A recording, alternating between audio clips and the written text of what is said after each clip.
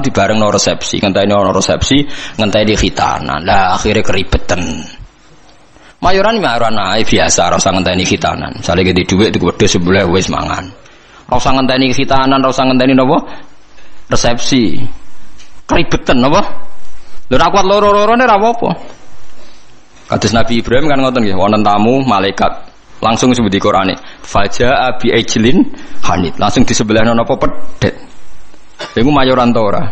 Mayor. Jadi aja sampai dak bus solihin watake wong soleh iku kalah enak ambek watake wong dolim. Kok wong soleh di kecenderungan seneng wong napa? Dolim. Ya aja terus nak terus mari ati mati. Selain ra kuat maksudnya karuan ra kuat tuh karuan sebab ora karuan. Mau sampean roh ben roh bahwa semua ini demi kalimat napa? Tauhid. Mulane mayoran dibakas jejer Ka'bah. Ngene iku ja'alallahul Ka'batal Baital Harama qiyamal linnasi wasyahrul harama wal hadiya wal qalaid. Terus zalika li ta'lamu annahu ya'lamu ma fis samawati wa ma fil ard. Mayorane wong Islam ndak ape-apa oleh paling ben roh nak kabeh nikmat iki minaw wa. Ya engko kembaline ilaw wa. Misale kowe mangan, wong Islam nak mangan ndak ape-apa ben kuat ibadah. Ndak ape-apa. Artinya kalau tauhid wis bener kok mangane ya ben kuat ibadah. Engko misale anak mbok jajakno seneng ben seneng ngaji. Ndak ape-apa. Wong saleh orientasine ndak ape-apa. Misale anak mbok jajakno seneng, engko ben seneng ngaji. Lha iku jenenge walakin jihadun wa niyatun. Ujung-ujunge niatem iki sing mengawal prilakune Nah, dadi mbok jajakno enak tapi niate ben seneng ngaji. Dadi kula suwun mulai saniki bojomu servis ben seneng ngaji. Lah wis kliwat yo, cara watakmu kan wis. Nak bojo kula dereng kliwat, mulai pertama rapi tak ngandani. Piye wae aku sok ben ade anak, kowe langsung nomor 7, wis ra iso ditawar. Piye wae ke anake wong iku anakku, wis ra iso mbok tawar. Tak tanam tenan. Endi ana cerita Nabi bakas bojo ra ono. Siti Hajar ngewangi bangun Ka'bah disebut Quran disebut Ismail tok tak bombardir wis pokoke bendekne ora anak. Mandi nganti sakniki gak pede ngadepi anak wis. Angger lapor anake nakal dekne kecewa semenenge mesti dibela bapake dekne ainul yakin hakul yakin. Ainul yakin hakul yakin. Dan yo ora tahu pancen pokoke nek konflik be anak aku yo ora salah benere pokoke mesti bela anak saya. Ya mungkin saya terlalu tapi itu daripada aku ora konsisten. Artinya cara teori militer sekali saya trader pisan kan, dekne pian gak mesti kan repot kan, itu kan merugikan saya. Jadi aku ora iso kok tetep. Lah ada itu. Jadi aku tapi ojo tiru Fabri cerita mawon iki cerita betapa fanatik saya pada anak. Kok kabeh nabi dengan apa fahab li milladunka waliyah yarisuni wa yarisu min ahli Yaqub. Sing dijaluk tetep yuk turunan anak lanang. Rabbi habli milladunka dzurriatan thayyibah, jaluke anak turun sing saleh. Jarang nabi bakas bojo. Lah saiki kiai-kiai udah senengane kepen di bojo sing nurut. Lali gak nyebut kepen anak nurut lah, bojone nurut anak nakal-nakal. Mergo klirune senengane kok orientasine kepen di bojo nurut nyenengno wong lanang. Mboten ate kula ndonga dulu tenan. Pengen di anak sing nurut. Ya misalnya di anak 5 nurut mek kowe. Sak omah 6 bojo sitok minoritas wedi ya nurut. Karena anak 65 nurut kowe bojo minoritas ya. Sak omah wong 6. Lah anak 11 nurut kowe kabeh tambah minoritas kan. Tapi lho kula seneng lho mbek bojo kula. Cuma itu tadi sudah saya didik supaya anak itu nomor 1. Mergo anak niki so ben sing ndongano. Mulane ning hadis ora nyebut bojomu. Illa min salasin sedaqatin jariyatin au ilmin yuntafa'u bi awaladin sholih. Ora usah mbok takokno. Kok bojo ora dilebokno Gus? Ora usah takokno pokoke. Kula nate ditakoki santri. Gus kena apa ning hadis ora bakas bojo? Bojo iku ora ana cara Quran, sing ana iku anak. Maksudnya piye Gus? Maksudnya kene goblok tak terangno. Maksudnya ngene lho, misale kula mati ti. Wis anak kula misale Hasan. Hasan kan ndongakno kula, berarti Hasan ndongakno wong tuane kan? Engko bojo kula mati, ya Hasan ndongakno ibuke kan? Paham nggih? Lho nggih artine bojo tetep entuk ora usah ngenteni bojo. Kula mati kan didongakno anak kan? Engko bojo kula mati. Didongakno anak kan? Artinya bojoku entuk ya mergo pada akhirnya bojoku ibu kan bagi anaknya kan? Ibu. Lah terus kowe kepengin misalnya ngene Ruhin. Muga-muga ora kan tapi. Misale rohen mati, arep-arep didongani bojone. Lah nek dirabi wong. Lho kan akeh kan rondo dirabi wong kan akeh. Engko bojone sing lanang mati nek, rabi meneh. Terus iku bojone sapa? Nah anak ra iso selawase anake iku sirine kena Nabi ra nyebut bojo. Sing jamin nek ijek bojone sapa? Nah anak. Ya anake terus ila yaumil kiamah kan. Saleke mati, ruhen arep-arep didongakno bojomu. Wong iso urip bae bojone sing dirabi wong. Lah ya pegatan nak terus dirabi wong. Pemene wis apa? Artinya umpama Nabi ngendikan au zaujatin sholihatin tatulah. Ijek bojo ta ora kan? Paham ya? Lho kok berarti do takut istri kata jawab kasih udah rahasia. Mboten niku tenan nggih, kula suwun tenan nggih dadi mulai ngaji niki latek. Anak kita ini sudah punya kalimat napa spesial, rupane kalimat napa tauhid. Yang kalimat ini direwangi Allah ngutus Jibril, ngutus Kanjeng Nabi Muhammad, ngutus Mikail untuk kalimat tauhid. Dan kita mendapatkan ini secara gratis dari fitrahnya, gak melalui perang, gak melalui utusan Nabi macam-macam. Kok ora mbok hormati ku piye? Lucune kita sering kecewa hal-hal sing hadzun nafsi. Misalnya anak bukan mijeti ra gelem terus kecewa. Wah, anak ra nurut wong tuwa, oh dasar anak nakal ngene-ngene. Iso ae cara pangeran, oh wong tua goblok, barang ra penting sih dianggap penting. Lah pangeran ngendikan ngono piye? Aku yakin pangeran ning aras ngendikane ngono. Oh, dasar orang tua bento, barang ra penting sih dianggap penting. Ayo nak pangeran takokane ngono piye? Dan mungkin kan? Karena Allah ngekek hak cacilik dolanan karwar rufi alqalamu an salasin. Wong telu ora kena dihisab. Cacilik nganti balik ayo jelas dijamin hukumnya pangeran. Ora kena disalahno. Pangeran sing pangerane ra iso nyalahno perkarane wis dijamin. Cacilik ra salat pangeran nyalahno ta ora? Mboten kan? Cacilik udo pangeran nyalahno ta ora? Mboten kan? Kowe trimo bapake. Aku yakin wong tak omongi ngono do guyu. Aku yakin pangeran ning aras ngendikane kowe wong tua goblok. Barang ra penting jadi dianggap apa? Tengok. Sore Gus ra gelem wadus bocah kok cara pangeran ora penting. Akhirnya mulai rubah. Bareng rubah sing anakku teperanakal anak jiran bedok kaya ora ngono. Pokoke iki ajaran iki tanamno. Tapi mulai do mikir, mulai populer aja lho, mulai populer. Tapi kula ndak tahu apa orang-orang itu ngenyek saya apa setuju ndak tahu. Tapi mulai dadi guyon. Jogeman nyentak anak cara Gus Pak mari kualat. Tapi wong tuwa aja nyentak anak mari apa? Kualat jare Gus Pak. Maksudnya apa ngenyek apa setuju ra roh. Tapi mulai mikir, yang jelas yo ketoke mulai dipikir. Tapi insya Allah sesuai sudah setuju. Insya Allah lama-lama ngerti bombar virus itu contoh-contoh sesuai anak apa? Setuju.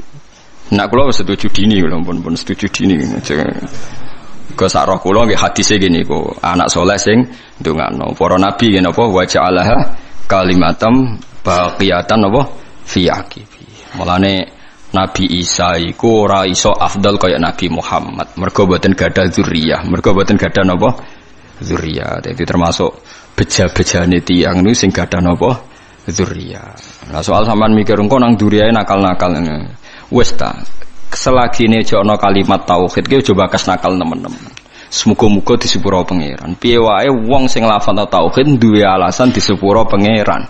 Senajan to tahu salah. Nah kalau enggak percaya baca di kitab Tobaqatul Auliya yang dikarang Imam Sya'rani. Beliau kalau nafsirkan ayat ini begini yang sering sampean pakai tahlil. Fa'lam annahu la ilaha illallah wastaghfir li dzambika walil mu'minina wal mu'minat. Niku dawuh Hasan As-Sadili nak nafsiri ngeten.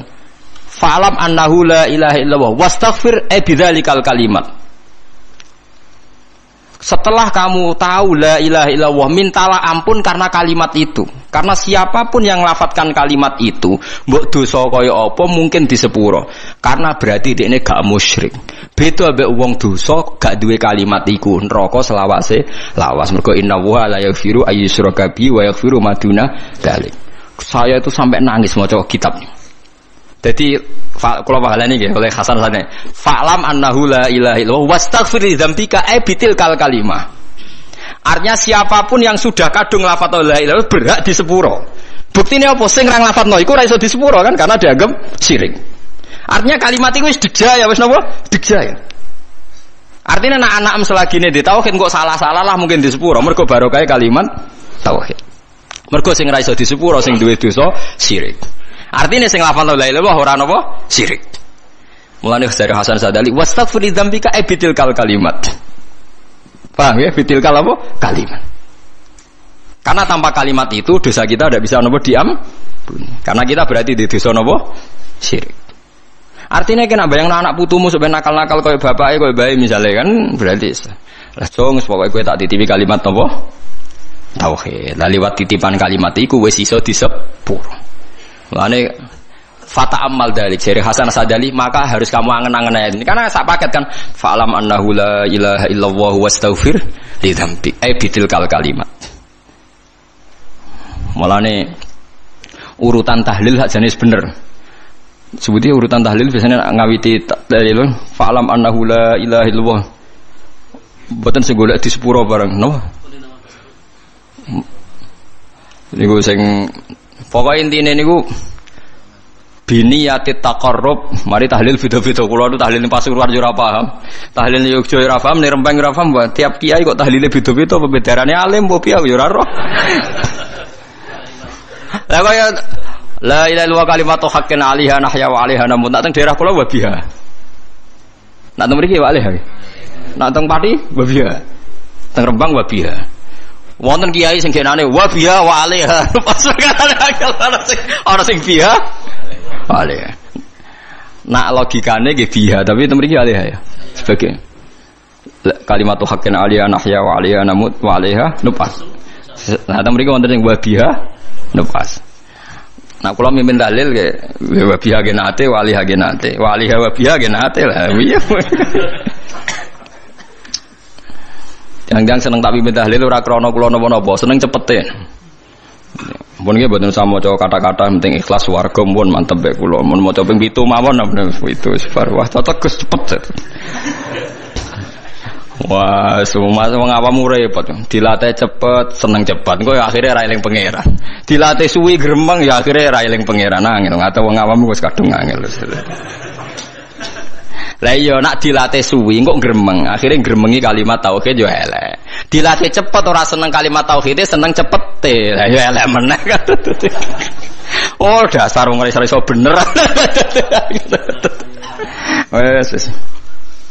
Likulli ummatin niku tetep kedhe saben-saben umat jalna gawe sapa ingsun mansakan enggo ibadah bi fathis sin wa kasriha mansikan syariatan tegese syariat hum kang utawa wong akeh nasiku wong sing nglakoni ning syariat utawa ing mansak amiluna tegese nglakoni kabeh bihi bil mansak kabeh umat itu tak gawe tatanan sing beda sing dadi aturane fala yunaziuna mongko geman tentang sapa ngakeh ka ing sira yuradu den karsana bi iklan dawuh la yunazi unaka apa dawuh la tunazihum tegese aja nentang sira Muhammad hum ing kula ummah fil amri ing dalam urusan apa wae nak teng mriki amri dzabihati tegese urusan sesembelian isqalu nalikane ngucap sapa ngakeh ma qatallah mau te perkara kota kang mateni sapa Allah iku ahakul we berhak antak kulu ento mangan sira kabeh ing ma qatallah mimma dibanding perkara kotal tunggang mateni sira kabeh oleh kurang ajar dadi wong kafir ya cerdas-cerdas. Mat, nak wedhus mati sing mateni sapa mat? Allah. Nah ana wedhus mati langsung lho, sing mateni sapa mat? Allah. Agamamu aneh mat, sing dipateni Allah langsung haram, sing dipateni lewat tangan manusa halal. Kudune sing mati langsung ku sing halal mergo sentuhan Tuhan langsung ngono. Ora kacer ta. Sing lha ya umpama logikane manusa iku kamu toleransi, logika itu kan masuk akal juga kan? Mergo sing dipateni Allah langsung kok haram, sing dipateni manusa halal. Iku aneh cara wong kafir napa? Aneh lah iki. Wis kacau. Mulane jare Kanjeng Nabi, jare pangeran ngendikane pangeran aja urusi mat cangkeme wong kafir ku. Perkara wis kadang wong kafir nak ngomong nggih masuk akal lah mulane iku digatekno cangkeme wong-wong iku. Watulan aja-aja sira ila rabbika maring pangeran sira ila dinihi tegese maring agamane Allah. Innaka satamne sira iku la ala hudan ing atase petunjuk dine tegese agama mustaqimin kan jejeg. Wa in jadalu lamun maidu sapa ngakeh ka ing sira fi amridin ing dalem urusan agama fakul mongko ngucap sira Allahu ta'ala alamu dat sing luwih pirsa ta sing pirsa bima kan apa tak maluna kang lakoni sira kabeh fa yujazikum mongko males sapa hukum sira kabeh alaihi ngatasi mata malun wa hadza utawi iki ku qoblal amri sedurunge den perintah bil kita lan perang Allahu ta'ala yahkumu nguputungi sapa Allah benakum Allah sing gawe keputusan benakum ayyuhal mukminun wal kafirun yaumal kiamat ing dalam dina kiamat fima ing dalam perkara kuntum kang ana sira kabeh fi ing dalam ayu tahtalifuna sura sira kabeh bi ayakula gambare araf yen to tahtalifuna kang sulaya sira kabeh bi ayakula manane ikhtilafu bi ayakula gambare araf yen to ngucap sapa kulun saben-saben suci minal fariqa ini sanging kelompok loro khilafa qaulil akhar kelawan bedane pengucapan sing liya pokoke wong khilaf ku sementing asal beda. Alam ta'ala ana ta ora ngerti sira al-istifham fil takrir kono temen hukum annahu ing satuna wa ta'ala ya alam pirsa sapa apa. Mak ing apa wae fis sama ing dalem langit wal ardi lan bumi. Inna dzalika sak temene mungkon-mungkon kabeh. Kena apa Allah kok pirsa apa sing langit bumi mergo sedurunge digawe wis ditulis ning Allah napa mahfud.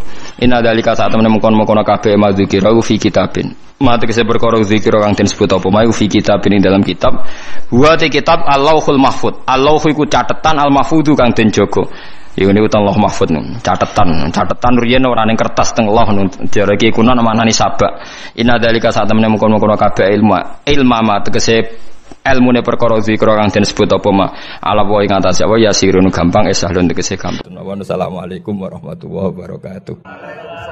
Jadi kalau Harun Rasid pas ngaji sebagai santri, tapi kalau Imam Malik ngurus KTP ya sebagai rakyat. Ya antri, ya beliau yang datang. Jadi itu sudah ada percontohan hubungan yang sangat elegan, yang sangat saling menghormati antara seorang Umarok, yaitu zaman itu Harun Ar-Rasyid, dengan Imam Malik. Padahal kitab Muwatta itu kitab yang sangat luar biasa. Akhirnya suatu saat, anak-anaknya Harun Rasyid itu disuruh ngaji.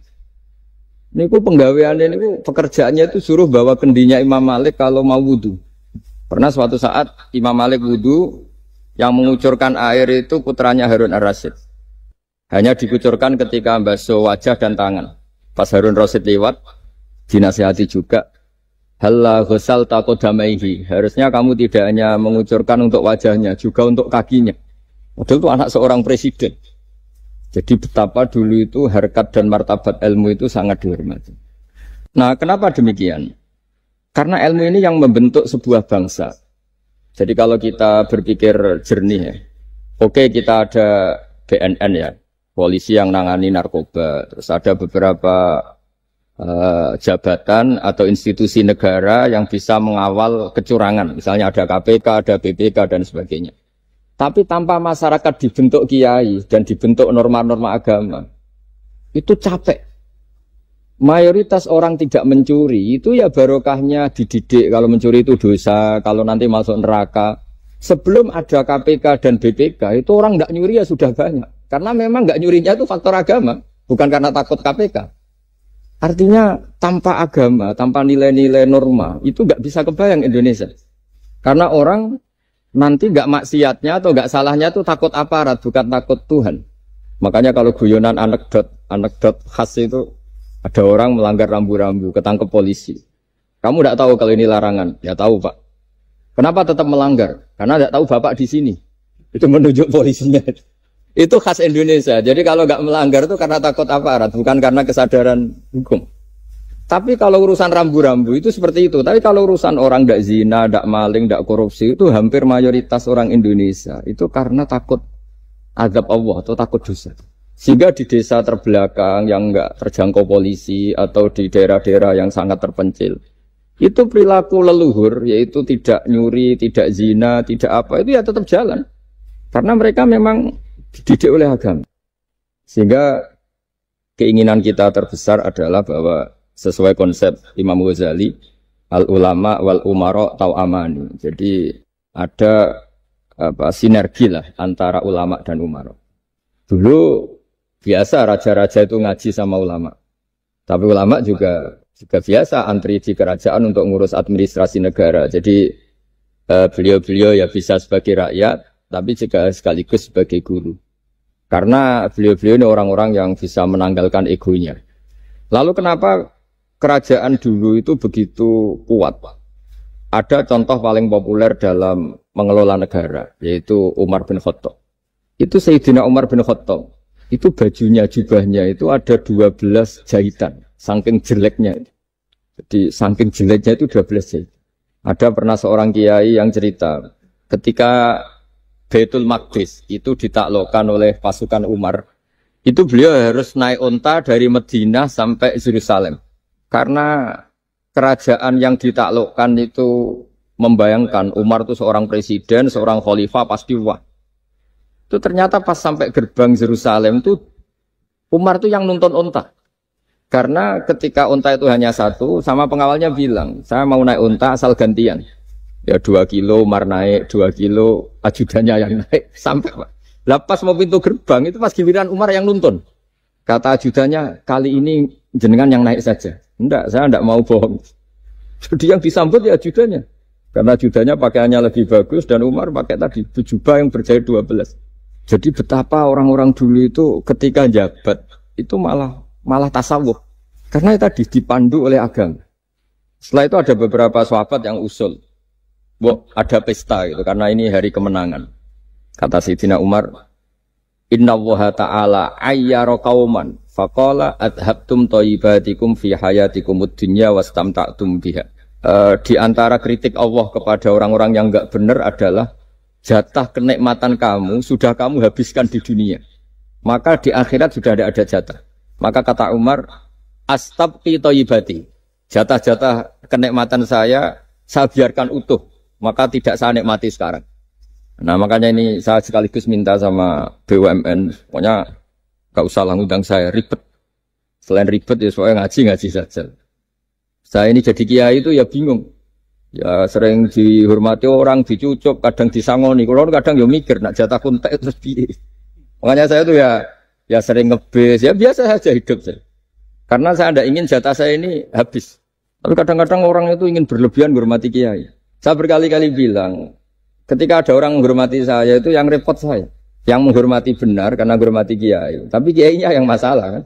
Kalau tidak bisa ngelola hatinya jadi tamak, jadi ribet. Makanya ini kan, ya sudah saya tetap sebagai kiai ngajarkan ikhlas. Makanya guyonan di kitab-kitab dulu. Kalau ada orang cantik sowan kiai itu kata kiainya, saya yang bingung. Kamu melihat saya ibadah, saya melihat kamu masalah. jadi tapi kalau kiainya agak soleh ya enak sama-sama seneng kan. Masalahnya kita ini soleh, paling enggak berusaha soleh. Ya jadi kalau Pak Aryo sowan sini itu dia benar sudah sopan lah sama kiai, beliau pejabat sopan. Saya yang masalah kan. Misalnya saya ke Jakarta terus ingat Pak Aryo ingin difasilitasi, saya kan jadi repot. Makanya kemungkinannya kecil kalau saya ke Jakarta tak hubungin itu kecil dan tidak perlu tersinggung. Saya selama ini ya sering ke Jakarta ya biasa. Saya hampir per 3 bulan atau 4 bulan datang ke pondoknya Pak Kures. Ya jarang hubungi pejabat. Ya sudah kalau mau ngaji aja. Nah kenapa saya menekankan ikhlas? Karena ini kan acara khataman. Di antara pokok dari ajaran Quran adalah wa ma umiru illa liya'budu waha mukhlishina lahuddin. Jadi kalau sudah berani beragama ya kita harus ikhlas. Dan saya berkali-kali bilang ikhlas itu mudah. Harus dilatih. Saya berkali-kali memberi analogi itu gampang sekali. Lama sekali kita bilang kalau yang putih itu putih. Lama sekali kita bilang yang hitam itu hitam. Itu tidak ada yang gaji. Kenapa kita mengatakan tembok ini putih? Karena memang putih. Kenapa orang mengatakan peci itu hitam? Ya karena memang hitam. Itu tidak ada yang gaji. Dan semuanya ngomong seperti itu. Tapi pas Anda ngomong Allah itu Tuhan, minta masuk surga. Pas hubungan dengan Tuhan itu selalu tidak ikhlas. Padahal kita biasa ngomong hakikat ini ikhlas. Kita ngomong tembok ini putih ikhlas, ngomong peci hitam itu. Pas ngomong kalau Allah itu Tuhan minta surga. Padahal bedanya apa? Hanya sama-sama ngomong mengatakan sesuatu yang nyata. Sehingga saya berkali-kali bilang dan ini akan saya kampanyakan sampai saya mati. Di antara gejolokan Allah sama orang soleh. Jadi orang soleh itu nanti juga digojlok sama Allah. Kenapa kamu nyembah saya? Karena saya ingin masuk surga ya Allah. Yang satu ditanya, kenapa kamu nyembah saya? Karena saya takut neraka ya Allah. Berarti kalau saya tidak bikin surga, tidak bikin neraka, kamu tidak nyembah saya. Ya udah gitu, Gusti tempat nyembah jenengan. Tapi kadung keliwat alasannya itu. Makanya saya itu tidak pernah bilang ke anak saya gini, kamu harus syukur karena bapak dapat pekerjaan. Tidak pernah saya. Kamu harus syukur bapak punya uang, tidak pernah. Nanti syukurnya nunggu bapak punya uang. Kalau nggak punya uang, nggak bapak ribet. Maka ini yang bupati, yang pejabat tidak usah syukuran. Syukuran bapak naik pangkat, bapak direktur BUMN. Nanti kalau enggak sudah pensiun, sudah syukurnya hilang. Nah, karena ini kan ngaji sama kiai, ya saya ajarkan khas kiai. Saya sampai sekarang ya tidak nikmati kebesaran nama saya atau apa. Karena tadi memang harus dilatih. Kalau kita bisa mengatakan putih itu ikhlas, tanpa tekanan, tanpa imbalan. Kenapa pas mengatakan Allah Tuhan harus minta surga? Padahal Allah itu tetap Tuhan meskipun tidak menciptakan surga dan nah dari pemahaman seperti ini, para mufassir itu tahu kualitas kalimat fattaquni ya ulil albab. Takutlah kepada saya. Jadi kualitas kata fattaqun naro sama fattaquni itu bagi orang-orang hakikat lebih takut kalimat fattaquni. Kata orang-orang tasawuf neraka itu nanti, itu pun kita tidak mesti masuk. Tapi kalau Allah sekarang pun sudah ada. Jadi kalau cara berpikir orang tasawuf gini. Ini karena Pak Bima mesti gak pernah belajar tasawuf, karena belajarnya nyari uang. Gitu. Makanya ini tak ajari cari tasawuf. Tadi sudah tak gojlok. Harus ngapalkan Quran. Katanya. Kalau cara berpikir tasawuf itu gini. Surga dan neraka itu muajalah, itu nanti. Kamu nyembah Allah ingin masuk surga. Takut menghindari maksiat atau takut sehingga tidak maksiat karena takut neraka. Dan surga itu simbol ridhonya. Neraka simbol bencinya, suktunya Allah. Terus kata orang-orang tasawuf cara berpikir, Allah itu sudah ada sekarang. Mulai dulu sampai sekarang Allah sudah ada. Kalau Allah sudah ada, berarti Allah sekarang ya bisa berstatus ridho ke kamu, atau berstatus benci ke kamu. Kenapa takutnya nanti? Wong Allahnya sekarang kok takutnya? Ya sekarang juga. Kamu harus amal tuh nakdan. Nakdan tuh cash. Allahnya ada sekarang, ya ibadahnya harus ada sekarang. Makanya kata orang-orang tasawuf, andaikan Allah tidak bikin surga atau neraka, ya saya tetap nyembah karena surga itu simbol ridhonya. Bahwa surga itu nyata ada, ya nyata ada. Dengan segala fasilitasnya itu nyata ada. Tapi bahwa surga itu tetap kamu masuk surga karena cari ridhonya Allah. Kalau Allahnya sudah ada, berarti ridhonya sekarang sudah ada. Harus kamu cari sekarang, jangan nanti. Sehingga kadang-kadang orang yang ingin masuk surga itu ya kelasnya kelas amatir. Masyhur itu. Ada seorang wali masuk surga ketemu Allah ditanya. Karena wali ini biasa mensafaati murid-muridnya. Ya Allah, kenapa murid-murid saya tidak kelihatan sowan jenengan? Murid-murid kamu ingin masuk surga karena ingin makan enak, punya bidadari cantik-cantik itu di sana. Tapi mereka lupa saya. Jadi akhirnya di surga tapi nggak ketemu Tuhan. Karena inginnya ya sudah trauma punya istri jelek, cerewet. Banyak loh orang yang masuk surga itu yang agak kacau. Enak sudah surga. Nanti di sana nggak usah sholat, nggak usah puasa. Jadi sholat yang sekarang nggak ada problem. Jadi banyak itu orang-orang Islam yang Islamnya mungkin imannya amatiran. Wah enak masuk surga, nggak ada subuh lagi, nggak ada puasa lagi, bebas. Oh, itu kan kurang ajar betul. Jadi ibadah itu dianggap problem. Bandingkan di cerita dunia wali itu ada wali bertanya gini, ya Allah apa di surga itu ada sholat? Ditanya sama Allah, kenapa kamu tanya gitu? Kalau tidak ada sholat mendingan saya tidak di surga. Dia tidak bisa membayangkan ada kenikmatan di atas sholat. Nah kalau jangan kan nggak bisa membayangkan kalau di surga masih disuruh sholat. Sampai sekarang aja kita tahu berhentinya sholat itu kapan. Kalau sampean tanya gitu, kalau ingin berhenti sholat nggak wajib, majnun.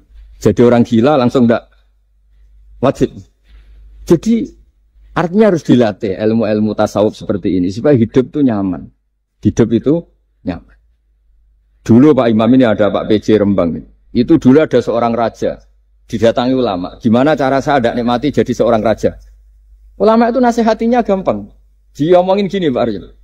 Pak Raja, kalau kamu di Sahara, di padang Sahara, kemudian Anda kehausan. Kalau tidak minum satu gelas air, Anda mati. Apakah? Terus kemudian yang punya air bilang gini, kamu tak kasih air, tapi syaratnya kerajaannya kasihkan saya. Kamu kasihkan apa milih mati? Wah ya milih dikasih air. Mendingan nggak jadi raja tapi hidup. Terus la tafrah bimulkin la yusawi kak samain. Kamu jangan bangga dengan satu kekuasaan, dengan satu kerajaan yang nilainya sama dengan segelas air. Akhirnya dia terjadi raja yang soleh karena ternyata apa? La yusawi kak samain, tidak sama atau ya nilainya itu masih kita-kita yang rakyat yang tidak jabat. Misalnya masyarakat, itu ya harus berpikir gitu. Orang tidak jadi bupati tetap hidup, nggak jadi pegawai BUMN tetap hidup. Tapi kalau nggak minum air itu mati. Dan rata-rata rakyat itu bisa minum air. Artinya apa? Kita dan mereka itu sama-sama punya nikmat yang pokok, yaitu sadur rumki, nikmat yang bisa mempertahankan kehidupan. Jadi nikmat selain itu tidak pokok. Sehingga orang itu bisa jadi wali. Jadi ini resep jadi wali. Jadi wali itu udah harus tirakat dalail, terus gak pernah makan nasi itu enggak, itu keberatan. Jelas sebagai ibu nggak mau itu, mesti nggak mau itu, mesti nggak mau. Ya gak mau, ya gak bakat, jadi udah pasti tidak mau. Karena ini saya tahu banyak tentang beliau. Pak Aryo itu bin selamat dulu, abahnya itu ditobatkan Gusmi, dimengertikan agama oleh Gusmi. Karena beliau ingin tetap mencintai Kiai, korbannya saya karena Gusmi meninggal, terus mahabbahnya diarahkan ke saya. Tapi saya berdoa supaya diarahkan ke banyak Kiai lah, supaya saya tidak jadi objek sasaran. Nanti juga repot ini. Saya itu sering disewani orang dari Kalimantan, Sulawesi, saya ingin idolakan jenengan, saya ingin dekat dengan jangan. Saya sudah lah pakai kiai lokal di sana aja, jadi sampai tidak ganggu saya, terus kiai lokal di sana juga tidak mahjub oleh saya, kata saya. Saya teruskan. Jadi dulu para raja itu dilatih oleh ulama, termasuk dilatih begitu. Kamu punya kamar 1000, kalau tidur per 5 menit ganti kamar, karena eman sudah dibikin kok nggak dipakai. Tidak juga, punya kamar 1000 yang dipakai hanya 1. Ngapain punya 1000 yang dipakai hanya? Punya baju 1 lemari, yang dipakai hanya 1. Apa mentang-mentang bajunya 5 terus pakai rangkepan sampai 5. Punya mobil 5 yang dipakai ya. Jadi orang dulu itu dilatih sebegitu. Sehingga dulu itu tidak ada raja, kecuali punya penasehat. Zaman belum Islam ada resi, kalau setelah Islam ada ulama. Sehingga mereka bisa menertawakan kerajaan.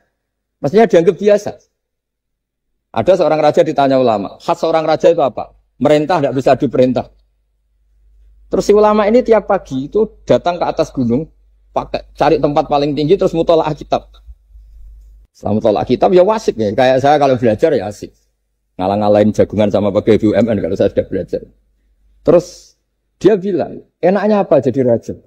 Saya di sini nggak ada yang memerintahkan saya. Berarti saya dengan raja sama. Dan kelebihan saya juga tidak ada yang ganggu. Kalau raja masih banyak yang ganggu. Artinya bisa mengolah. Kalau sekarang enggak. Banyak kiai yang melihat pejabat itu kayak gimana. Wong kok mulyane ngono. Buka pintu aja enggak pernah. Mulyane kayak gitu. Yang jenis ini dia rugi. Sudah iri. Enggak punya kenikmatan sendiri. Ulama dulu itu bisa mengelola kenikmatannya sendiri. Dengan cara seperti itu. Makanya masyhur Sayyidina Ali itu kalau malam. Itu diantara sebab beliau tambah dekat sama Allah. Itu diantara wiridannya itu bukan kayak wiridan kita itu enggak. Wiridannya begini.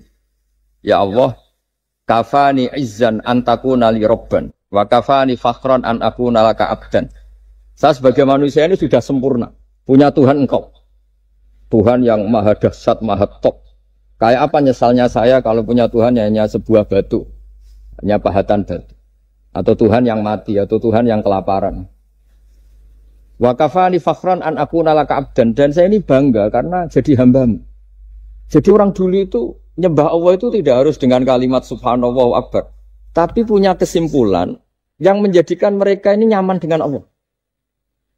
Abu Yazid Al-Bustami itu diangkat jadi wali setinggi-tingginya. Itu diantaranya, kalau wiridan bilang gini. Ya Allah, kenapa engkau ngasih makan saya? Ini aneh. Kenapa engkau ngasih minum saya itu aneh. Di mana-mana orang memberi itu ada kepentingannya. Misalnya majikan, bayari karyawan karena ada kepentingannya. Malah kalau di fikih itu agak absurd. Fikih itu hubungan suami istri itu agak kacau kalau dalam fikih.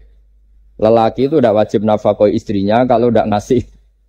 Jadi kayak agak-agak transaksi. Dan istrinya punya hak nggak mau diajak kalau nggak dikasih nafkah. Jadi makanya dulu Mbah Mun kalau ngajar saya fikih itu ngajari wong perhitungan. Jadi maksudnya wong ambek bojo kok perhitungan. Tapi di mana-mana hubungannya orang tuh begitu.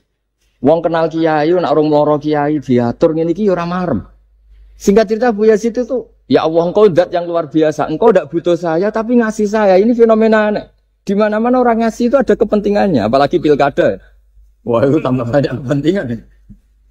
Artinya dia bisa mensifati Allah dengan cara yang enggak kebayang orang lain. Allah itu tidak butuh kita. tanpa kita sudah jadi Tuhan, tapi ngasih kita. Apa ya Allah alasan kau mengasihi saya? Engkau tidak butuh saya. Di mana-mana orang ngasih itu kan karena butuh. Misalnya kamu ngasih anak, apapun alasan ikhlas Anda ini karena nyaman. Anak ini menjadi hiburan. Tetap seneng ya. Ada unsur kamu itu dapat timbal balik, setidaknya seneng. Atau ngasih rival politik kamu, setidaknya ya karena safety lah kata tadi Pak Ari. Bergabung tak teman-teman. Pokoknya ada kepentingan. Tapi Allah ini zat yang nggak punya kepentingan, kemudian tetap ngasih. Dari situ terus dia punya cara mencintai Allah. Jadi wali-wali dulu itu punya cara untuk mencintai Allah. Dengan cara seperti itu. Makanya ada wali yang nangani orang-orang macam-macam. Kayak Gusme itu masyhur, beliau nangani orang fasik, orang macam-macam. Dulu itu ya ada seorang wali itu jadi wali karena beli narkoba. Tapi bukan untuk diminum, untuk dimusnahkan. Tapi kalau sekarang nggak mungkin karena narkoba harganya sudah miliaran, triliunan. Kalau dulu mungkin. Jadi ceritanya itu kampung dulu kan terpisah-pisah oleh gunung, oleh apa. Singkat cerita si wali ini setiap ada bandar narkoba dulu pakai homer. Homer kalau dulu arak. Dibeli sama dia. Dibeli setelah agennya pergi dilarungkan pokoknya dibuang. Begitu terus. Suatu saat si pengedar narkoba ini heran. Kampung situ itu selalu tak kirimin homer kok gak ada yang mabuk. Tapi dibayar cash. Malah si orang ini meninggal wangi. Ternyata dia tidak ingin kampungnya itu mabuk. Sehingga dicegat di jalan supaya homer ini tidak sampai ke kampung. Nah, sekarang kan tidak mungkin narkoba semahal itu.